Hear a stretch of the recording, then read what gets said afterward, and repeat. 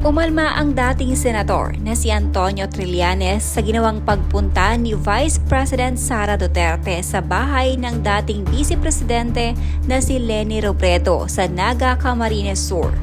Sa shared post ni Trillanes sa Twitter ay sinang-ayunan nito ang post na kung saan sinabing planado daw ang ginawang pagbisita ni Sara Duterte. Ito umano ay pamumulitika. Ang pagkikita ni Sara at Leni ay hindi spontaneous. May namagitan sa kanila na hindi hinindian ni Leni. Walang spontaneity kay Sara. Planado lahat ang pamumulitika ng mga Duterte.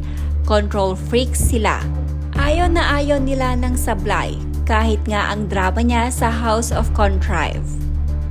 Ayon kay Trillanes ay base daw sa impormasyon na kanyang natanggap ay may nangyaring koordinasyon sa pagitan ni VP Duterte at Leni Robredo ilang araw umano bago ito magpunta sa bahay ni Robredo.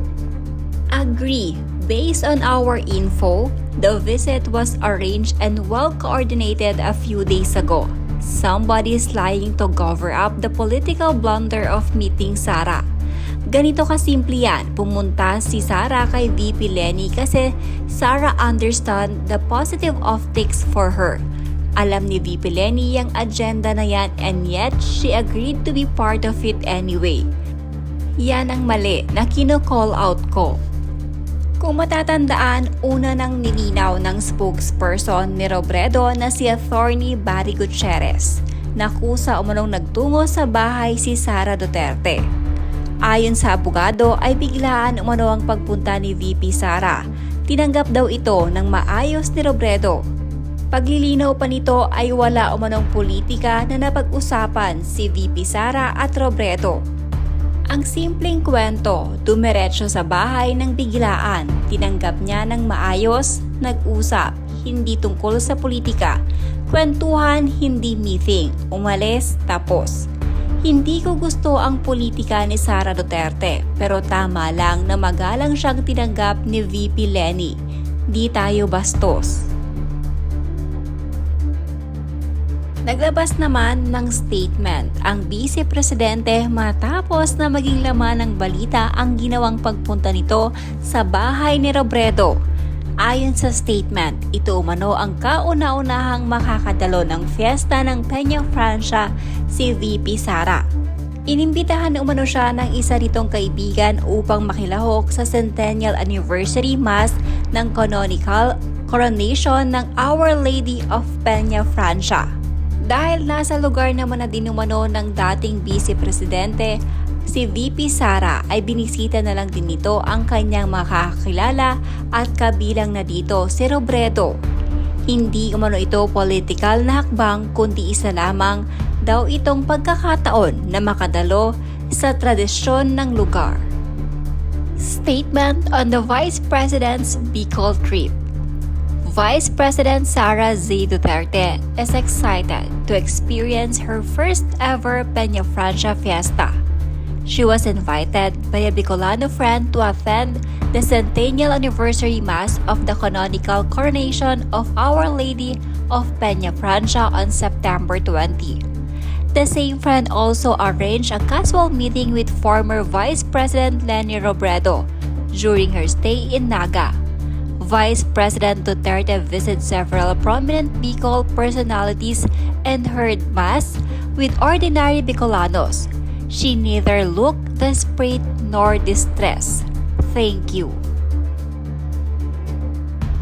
Nang tanungin naman si Leni Robredo sa pagbisita ni Sara Duterte sa kanya, sinabi nitong wala naman umanong kulay ng politika kapag ipinagdiriwang sa kanilang lugar ang kapistahan ng Peña Francia. So dito sa amin, wala namang kulay ng politika tinitingnan. Walang partido, politically neutral dito lahat. Lahat na pumupunta para kay ina ay welcome dito sa amin. Mula nung naging mayor yung asawa ko 1988, ganito na. Every time na may bisita yung Naga, sige na yung sadya, very much welcome dito sa amin. Probably with FBP, there is no bad bread. It most likely is a non-political meeting. It's probably Sara showing courtesy to FBP, knowing it is her bail week. What we don't understand is why are you putting so much attention to this? It's her home. She can do whatever she wants. It's sad lang that you want to follow in the footsteps of the Uni team. It seems like you want to break the movement. If you're really worried about it, you could have talked about it privately unless you're going to the other direction and this is your objective. Lenny naman is courteous and mannered enough to accept the meet. Since she's here, hindi naman siya bastos not to meet. Also, it would be good to know what the other side is thinking. Everyone can see the obvious intent of Fiona. San Trillanes, since mahal na mahal kita at nung kampanya 2 beses ko pinilit makita at makamayan ka. Pampanga at Pasay, please. Do not be responsible to be caused na magkawatak-watak tayo. You of all people must know na dapat united tayo, lalo na sa darating na eleksyon.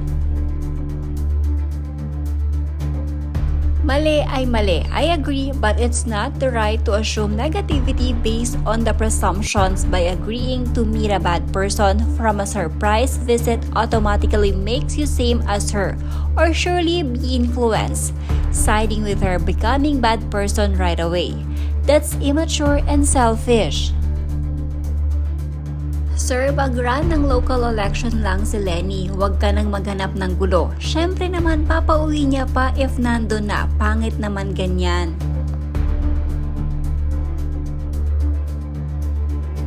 Agree ako sa sinabi ni San Trillanes para sa akin. Parang namamangka sa dalawang ilog, pareho po. Observation ko lang at opinion. May kanya-kanya naman tayong pananaw at yung personal ko. Napansin ko kahit sabing civil at friendly visit. Sorry but we don't see what Lenny did as a political blunder. Opinion mo lang yan. Ituloy mo lang yung pagpapa-impeach mo kay Sara. Suportado ka namin doon. San Trillanes, hindi si VP Lenny ang kalaban nyo. Hindi rin siya tatakbong mayor sa Caloocan, kundi sa Naga. I think you should just focus on your strategy on how you can win in Caloocan dahil ang realidad malakas ang malapitan sa Caloocan at pati mga barangay. Baka malotlot kayo. It was stated that FVP Lenny initially rejected her na nung sinabing pupunta siya. But then, tinuloy pa din ni Sara yung pagpunta minutes before niya sabihin ulit si Lenny. Ang evident lang dito ay masyado mong inaatake si Lenny even before sa mga issues na nalilink sa kanya.